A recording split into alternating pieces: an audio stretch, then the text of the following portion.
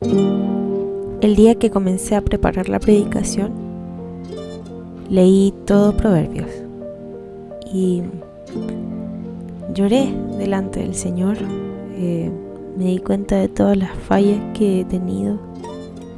Me di cuenta de tantas cosas que he hecho mal, de tanta soberbia, de tanta lisonjería, de tanta necedad que he tenido en mi vida y en la crianza de mis hijos también.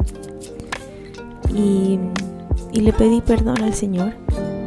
Creo que la gran gracia de la palabra del Señor es que nos confronta, nos muestra quién somos realmente delante de quien es perfecto, delante del Señor, y nos muestra cómo debiésemos ser. Y ese día le pedí al Señor que por favor me diera la oportunidad de mejorar, que no sea tan impulsiva, que no fuera tan enojona, tan quejumbrosa, etcétera, tantas cosas que uno a veces hace a diario. Y le decía: Señor, yo no quiero hacer estas cosas nuevamente, no quiero pecar de esta misma manera otra vez. Y porque mis hijos me están viendo, entonces cada error que yo cometa va a quedar grabado en sus mentes, y después, ¿cómo le voy a decir actúen de tal o cual manera si yo actúo todo lo contrario? Y esto fue, hermana, en la mitad de la noche. Y al día siguiente me levanto, hago todas las cosas y empieza el traqueteo diario normal de 3 niños, de clases en línea, de compras mal hechas o de cosas que faltan, del almuerzo que no sale a la hora, etcétera. Un montón de cuestiones que uno vive a diario y que son cosas muy comunes. Y fallé épicamente en todas. O sea, me enojé de más, reté mal, enseñé mal, hice todo lo que le había pedido perdón al Señor, todo lo que le había pedido: por favor, Señor, quiero cambiar esto, lo estoy haciendo pésimo. Y en verdad, o sea, con lo que acabo de leer me doy cuenta de que estoy fallando, de que estoy pecando, de que estoy haciendo las cosas mal, que podría hacerlas mucho mejor. Y cometí todos esos errores, todos en un mismo día. Entonces, la predicación del día de hoy nos va enfocada en que tengamos una experiencia de vida perfecta, en términos de estar total 100% apegados a lo que dice la palabra, sino que entender que todo este proceso de vida es un aprendizaje, no solo para nosotros, sino que también para quienes nos ven. Así que les invito a que abramos Proverbios y nos vamos a sumergir en este libro precioso que nos muestra cómo vivir la sabiduría, cómo vivir sabiamente, pero también a cómo enseñar sabiamente. Bueno, antes de comenzar de lleno con el libro, les voy a comentar un poco, les voy a encuadrar un poco en de qué se trata este libro. Yo sé que con la pastora Blanquita han estudiado y recontra estudiado este libro. Sin embargo, es súper útil siempre ir añadiendo distintos aspectos que van enriqueciendo el conocimiento que tenemos de esta escritura. Y es importante porque la escritura es quien nos muestra al Señor. Así que comencemos. Antes de que abran el libro, les comento cómo fue que esto surgió. El libro de Proverbios se escribió y se utilizaba con la intención de enseñar a niños que iban a ser futuros reyes o principales del pueblo. Entonces, ¿cuál era la intención del libro? Era que estos niños no fueran unos caballitos locos, descarrilados, sino que fueran hombres centrados, inteligentes, sabios, porque iban a tener en sus hombros la responsabilidad de llevar al pueblo. Y eso significaba llevar al pueblo hacia el Señor o llevarlos a la ruina, como lo hicieron muchos reyes y muchos principales también. Entonces la intención de este libro es llevar a estos niños a un conocimiento, a una sabiduría que les iba a permitir conducir al pueblo de la manera correcta. Y cuando vemos en el libro, en el capítulo 1, nosotros nos damos cuenta, en el versículo 5 del capítulo 1, dice: oirá el sabio y aumentará el saber, y el entendido adquirirá consejo. Este libro se le empezaba a enseñar a los niños a los 12 años. Estaba hecho para varoncitos, no para mujeres, entendiendo que las mujeres no iban a tener ninguna trascendencia de responsabilidad mayor en el pueblo, porque no era la costumbre en esa época. Sin embargo, en la actualidad esto sí es relevante también para nosotras, no solo para nosotras que somos mamás, sino también para aquellas que son mamás de hijos espirituales y también para aquellas mujeres que van a ser pronto principales y líderes dentro de la congregación, y también para nuestras hijas, pero principalmente este libro está hecho para varoncitos. Entonces el libro parte de esta manera, ustedes ya lo conocen, para qué sirve, ¿cierto? Y en el versículo 5 me gusta mucho, casi tanto como el versículo 7, dice: oirá el sabio y aumentará el saber, y el entendido adquirirá consejo. Es decir, que si usted se acerca a este libro con la intención de leerlo para tener un checklist de cuántos libros de la Biblia ha leído, y le entra por un oído y le sale por el otro, entonces este libro no va a haber cumplido su propósito. El propósito es que usted aumente su saber y adquiera consejo. No cualquier consejo, el consejo del Señor. Y el versículo 7, lógico, no podemos saltarlo, es el principio de la sabiduría. El principio de la sabiduría es el temor de Jehová. Los insensatos desprecian la sabiduría y la enseñanza. ¿Por qué? Porque no entienden para qué. Probablemente no vamos a cuestionarnos ni razonar por qué un insensato despreciaría la sabiduría. Solo lo hace.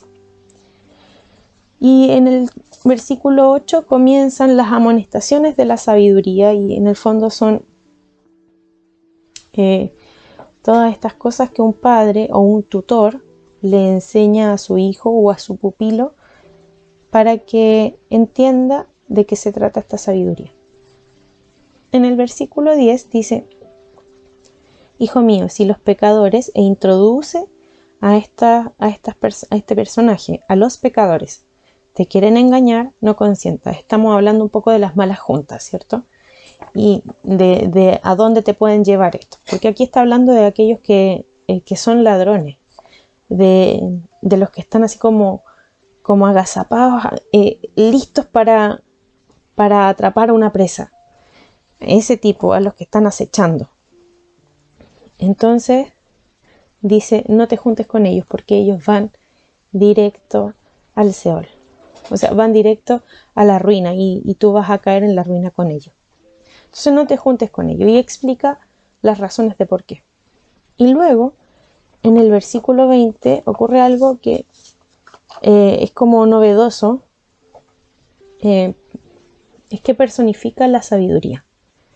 Y dice así el versículo 20: la sabiduría clama en las calles como si fuera una persona, alza su voz en las plazas, clama en los principales lugares de reunión, en las entradas de las puertas de la ciudad, dice sus razones. En el 23 dice: volveos a mi reprensión, he aquí yo derramaré mi espíritu sobre vosotros. Está hablando la sabiduría, por si acaso, y os haré saber mis palabras. Por cuanto llamé y no quisisteis oír, extendí mi mano y no hubo quien atendiese. Y esto suena un poco desesperanzador, pero en el versículo 33, con el que termina el capítulo 1, dice: mas el que oyere habitará confiadamente y vivirá tranquilo sin temor del mal. Y amén, porque esto es lo que nosotros deseamos, ¿cierto? Nosotros no es que estemos libres de dificultades, sino que confiamos, no tenemos temor del mal, ¿cierto? Pero no solo porque vivimos del lado del vencedor, sino que porque oímos y hacemos y vivimos con esta sabiduría. Amén. En el capítulo 2 introduce a otro personaje. Y el personaje que introduce en el versículo 16 es a la mujer extraña. ¿Y quién es esta mujer? ¿Quién es esta mujer extraña? La mujer extraña es, en el versículo 17 lo dice, es la que abandona al compañero de su juventud, o sea, una mujer adúltera. Y esto es bien clave, es clave porque aquí presenta la figura de una mujer. Y el libro de Proverbios es impresionante porque presenta la imagen de esta mujer, pero también de esta mujer extraña, pero también presenta la imagen de esta mujer preciosa, hermosa, que es la sabiduría personificada. Y el libro, de hecho, culmina en el capítulo 31 con el discurso acerca de la mujer virtuosa, que no es más que la sabiduría personificada. Entonces, ¿qué es lo que, por qué este libro es como perfecto para un niño y no para una niña?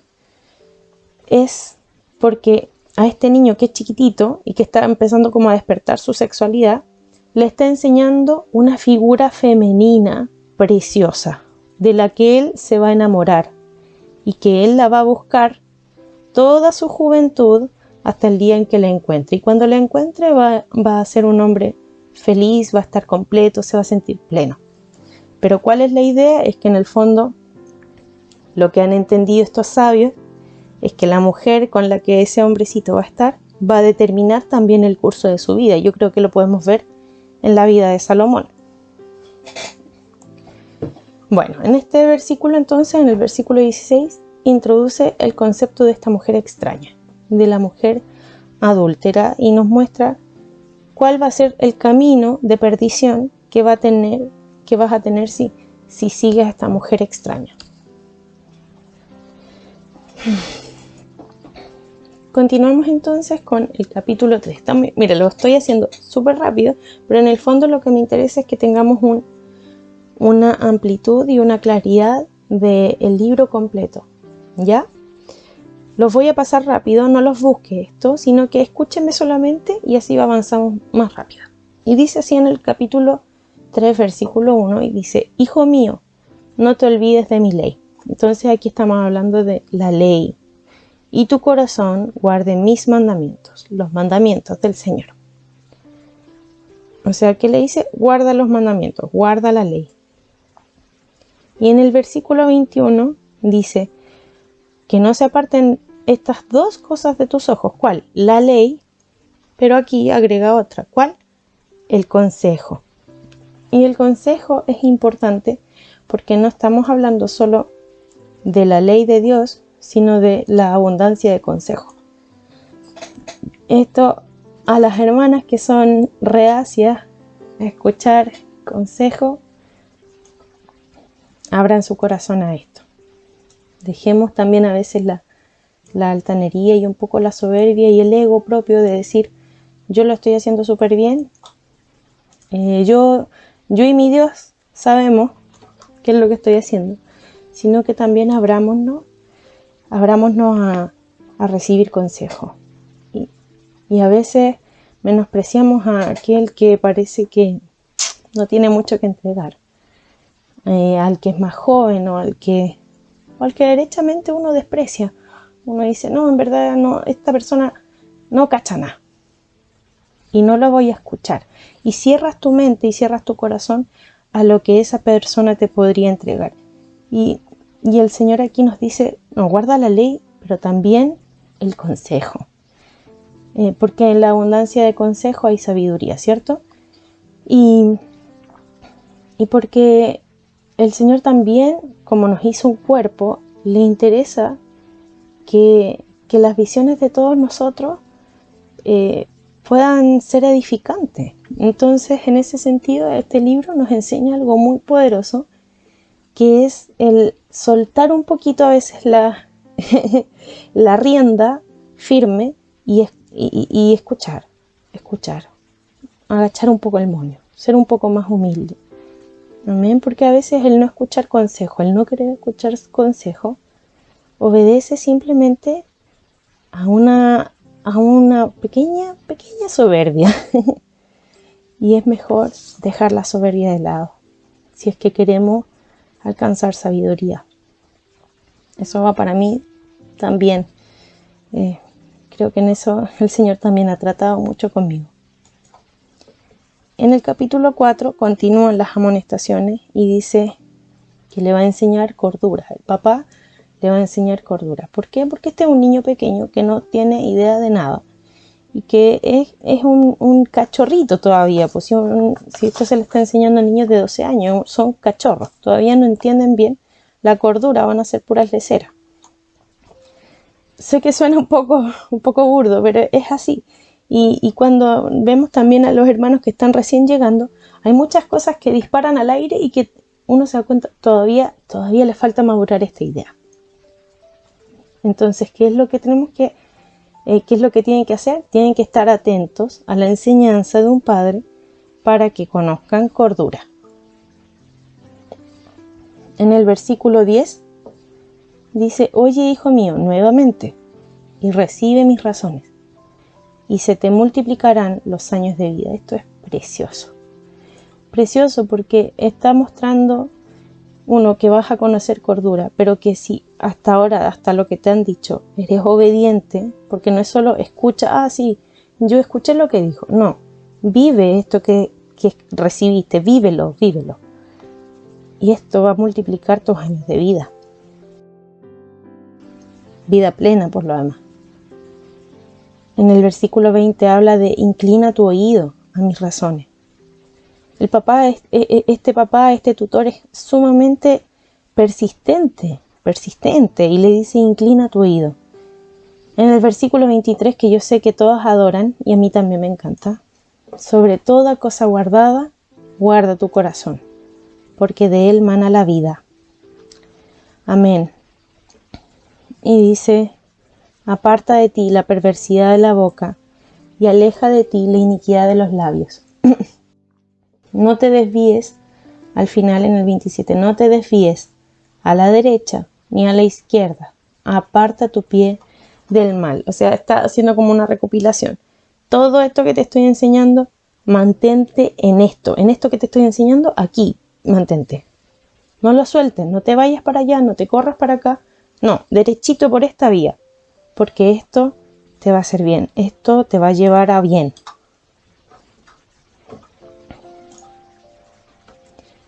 Y en el capítulo 8, ya nos vamos a saltar hasta el 8, comienza otra sección del libro. Es importante de todas formas que en el capítulo 7 veamos cómo refuerza un poco el tema de la mujer extraña y le dice: guarda mis razones, atesora contigo mis mandamientos, guarda mis mandamientos y vivirás. Amén. Entonces es sumamente importante, porque en el fondo aquí, estos primeros 7 capítulos, el tutor está explicando de una manera muy majadera, que por favor escuches. Hijo, escúchame, hazme caso, haz esto, no te juntes con esta persona, no te vayas con esta mujer.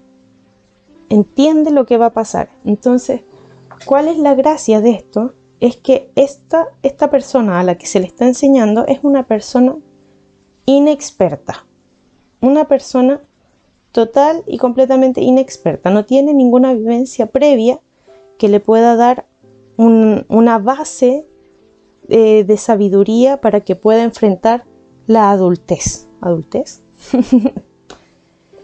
Y entonces, ¿cuál es la intención de esto? Es que este libro recopila las vivencias y la experiencia de muchas personas, de muchas generaciones, ha visto una y otra vez lo que ocurre si haces esto, si no haces lo siguiente, si escuchas a esta mujer, si te vas con esta persona.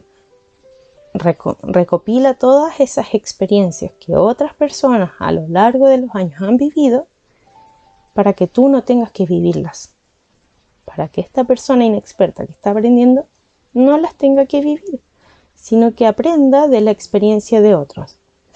¿Cuál es la intención del libro? Es esta, ir construyendo siempre la sabiduría sobre sabiduría, sabiduría sobre sabiduría, generación sobre generación. Por ejemplo, mi abuelita Blanca a lo largo de su vida generó tal cantidad de sabiduría y se la traspasó a su hija. Su hija, con esa sabiduría de base, construyó mayor sabiduría y se la traspasó a su hija, a mí. Y espero que con toda ese bagaje de sabiduría que me han entregado estas mujeres preciosas, yo también pueda construir mayor sabiduría. Entonces, el Señor sabe, el Señor entiende que hay una revelación progresiva y que también la sabiduría y el entendimiento del Señor también es progresivo y también es en escalada. Entonces, hermanas, cuando escuchamos a la pastora Blanquita, atesórenlo, porque ella ha tenido una experiencia de vida que para nosotros es riqueza, porque probablemente nosotros no vamos a tener que vivir ciertas dificultades por haber escuchado esta riqueza anterior. Y no solo lo hablo yo sé que estoy siendo un poco referente como a nuestra pastora, pero hay muchos otros hermanos que también en su simpleza también nos entregan sabiduría y no hay que despreciarla. Bueno, continuando entonces con el capítulo 8, esta parte vamos a avanzar más rápido, pero en el capítulo 8 la sabiduría se personifica, o sea, se muestra como una persona y cómo actúa una persona en plena sabiduría. Me gusta mucho los versículos del 16 al 17, del 15 al 17, que dice así, dice: por mí reinan los reyes y los príncipes determinan justicia. Por mí dominan los príncipes y todos los gobernadores juzgan la tierra. Yo amo a los que me aman y me hallan los que temprano me buscan. Normalmente nosotros usamos como para este versículo, el 17, para pensar un poco en el Señor, pero esto no lo está diciendo el Señor, lo está diciendo la sabiduría. Y en el fondo es cómo sería el deseo, cómo debiese ser el deseo de nosotros de alcanzar sabiduría, de amar la sabiduría, para que ésta nos halle, para que podamos ser sabios. Y en el capítulo 9, aquí vamos a ir avanzando súper rapidito. En el capítulo 9, la sabiduría sigue personificada y también habla de la mujer insensata y en el fondo hace una comparación entre estas dos personas, ¿cierto? Y cómo van a la muerte aquellos que siguen a esta mujer insensata alborotadora. En el capítulo 10, y del capítulo 10 entonces hasta el 25, se ven distintos tipos de contraste entre el justo y el malvado. Y es muy interesante porque habla de todo. En verdad, este es como el core del libro, porque aquí son puras frases cortas, son un versículo, una comparación de bueno y malo, otro versículo, entonces hay un montón de distintos tipos de comparaciones y es muy educativo porque en el fondo es muy claro. Está hablando del justo, del flojo, habla del que habla con lisonjas. ¿Qué son las lisonjas? Es el que es adulador y que lo hace para ganarse la voluntad de la otra persona, o sea, es como con un interés. De la mujer rencillosa, de la mujer reclamadora, que es como carcoma los huesos, una cosa bien, bien dura, como lo dice. De los avaros, habla de los necios, de los soberbios, los violentos, insensatos e impíos, del boca suelta, de esta persona que no es capaz de controlarse, y del engañador, de los chismosos. En el fondo todo tiene mucho que ver con el que habla y cómo habla, qué dice, cuál es la intención que muestra, porque en el fondo está destapando su corazón y lo bueno o malo que hay dentro. Y desde el 25 hasta el 29 siguen las comparaciones, pero este es directamente entre el bien y el mal. Uno era entre la persona que era buena y la persona que era malvada, y estas otras comparaciones son directamente entre el bien y el mal, como la esencia de. Y el capítulo 30, vamos a verlo un poquito. Esto lo dice Agur, dice: palabras de Agur, hijo de Jaque, la profecía que dijo el varón Aitiel y Aucal. Son personajes de la escritura, solo aparecen en esta parte, y en el fondo muestran también como proverbios, distintos proverbios y formas de sabiduría, comparaciones entre el que es bueno, el que es malo, qué es lo que tienes que hacer, qué es lo que no tienes que hacer, distintas cosas de ese estilo. Es muy educativa toda esta parte, desde el capítulo 10 hasta el capítulo 30, pero de verdad, hermanas, para regodearse de toda la cantidad de información y de consejos tan prácticos y tan atingentes a nuestras vidas, porque yo sé que esto fue escrito hace muchos años, pero siguen siendo problemáticas de los seres humanos. Y en el capítulo 31, que es como el culmine de este libro, que con este vamos a cerrar, bueno, es una exhortación a un rey. Entonces dice: palabras del rey Lemuel, la profecía con que le enseñó su madre. Nótese, porque la escritura remarca a las madres. Las remarca. O si usted lee Reyes, Crónicas, Samuel, todos esos libros, Jueces, habla de las madres. Por ejemplo, si va a hablar del rey Acab, antes de hablar del rey Acab, de presentarlo, habla de su mamá, que no era buena. ¿Por qué lo remarca? ¿Por qué remarca el nombre de la mamá? Para que se sepa que este rey que fue malo porque su mamá era mala, porque su mamá no lo guió. Y también así con otros reyes que fueron buenos, Ezequías, Josías, entre otros, ¿cierto? Y también habla de sus madres y de que en el fondo estas mujeres fueron como el puntal para estos hombres buenos, para estos hombres sabios.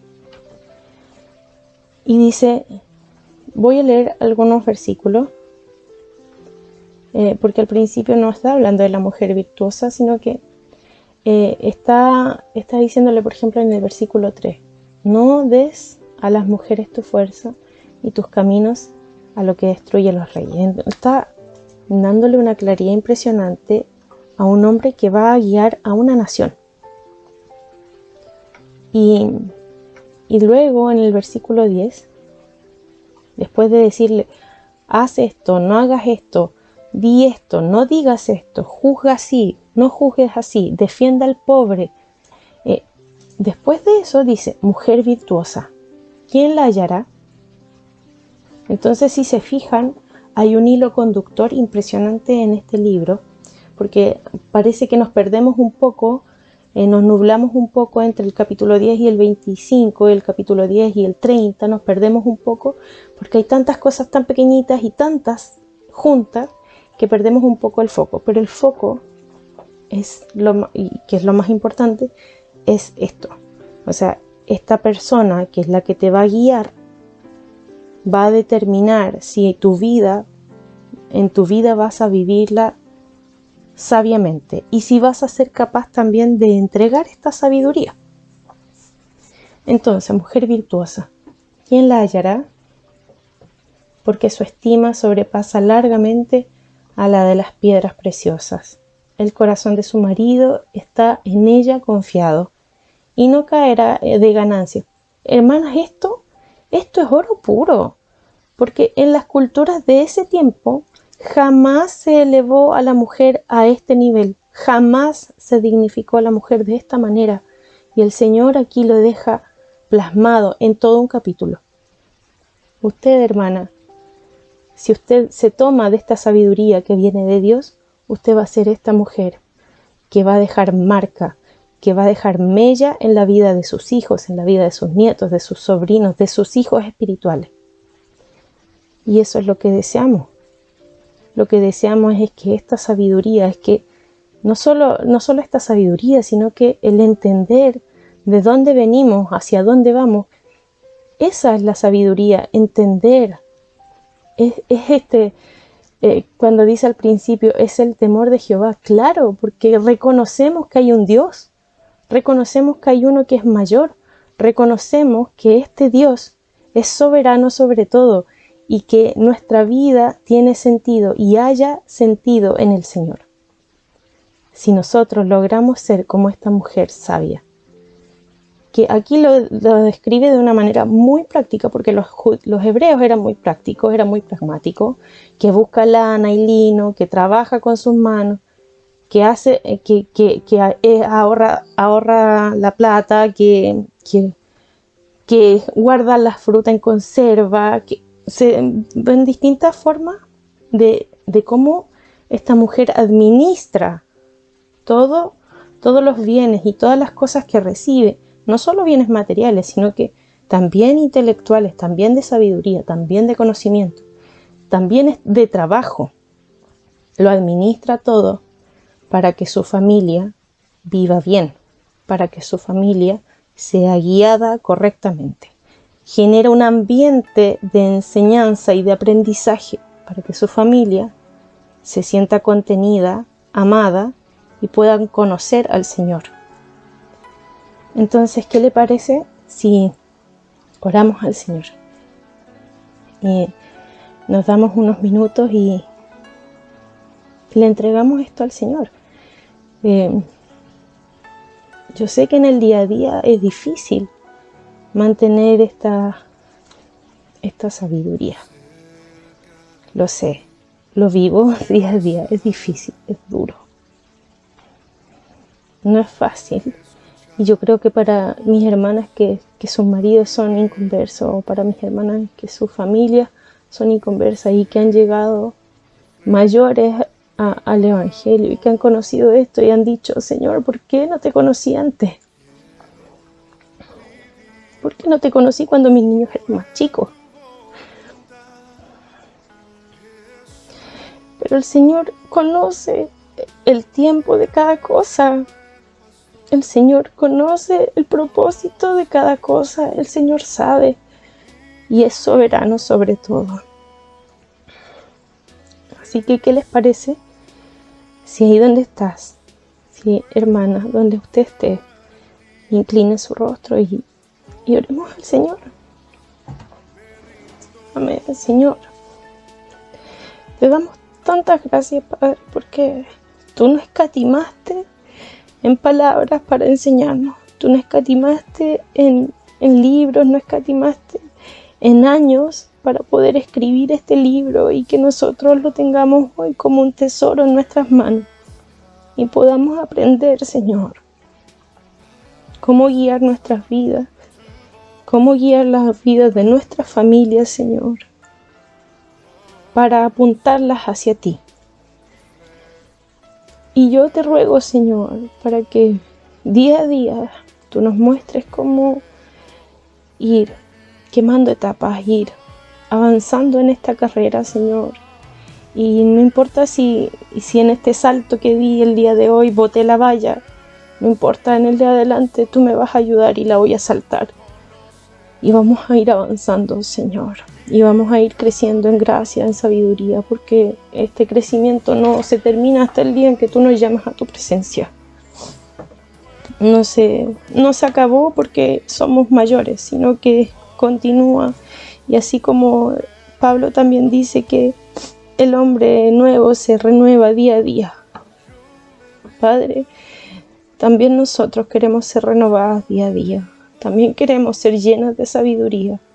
Así como esos niños de 12 años a los que se les enseñó en esta época de los reyes, Señor. nosotros también queremos ser enseñadas por ti. Y nosotras también queremos enseñar a quienes nos rodean, y no solo con palabras y con retos o con mandatos, sino que con nuestro ejemplo, Señor. Te pido que nos enseñes a día a día ir venciendo cada una de esas cosas que nos alejan de esta mujer sabia. Oh Padre, porque esta mujer sabia es aquella que entiende de dónde viene, entiende cuál es su propósito en este mundo, entiende que tú eres el Señor de señores, que dentro de todas las facetas y etapas que nos toquen vivir en nuestra vida, duras, difíciles, fáciles y no tan fáciles, Señor, tú estás en todas ellas, en las alegrías y en las tristezas, Señor. Oh Padre, y en esta hora también oramos por las familias de nuestras hermanas, Señor, por todos aquellos esposos que aún no han sido llamados por ti. Padre, los reclamamos para ti. Oh, te pedimos, Señor, que nos des la inteligencia y la palabra correcta, la sabiduría para poder atraerlos a ti, Señor, para poder llamar a esos hijos incrédulos, a esos hijos duros de servicio, soberbios, Señor,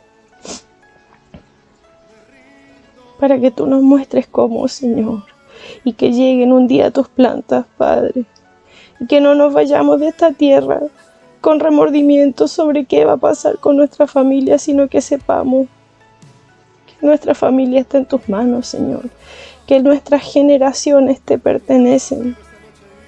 Oh Padre, que no te van a ver solo en los milagros, sino que también en esta vida común, corriente, Señor.